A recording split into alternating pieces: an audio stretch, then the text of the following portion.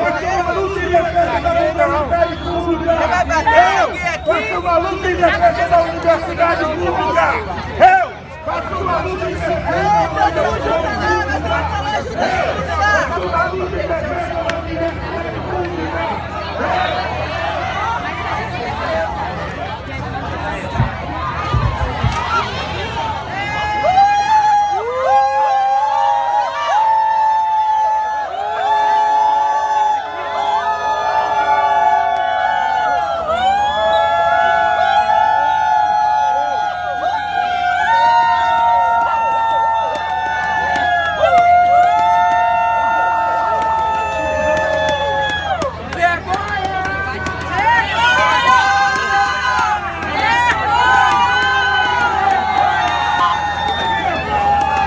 Militar do Espírito Santo estava correta quando fez a greve.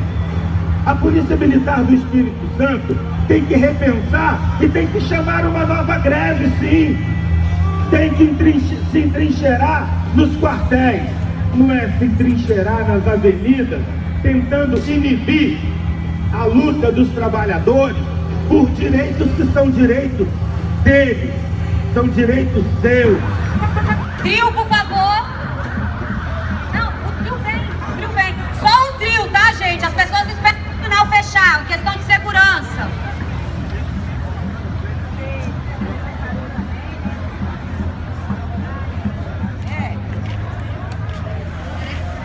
Duas faixas, vamos começar a ocupar aqui, vem trio.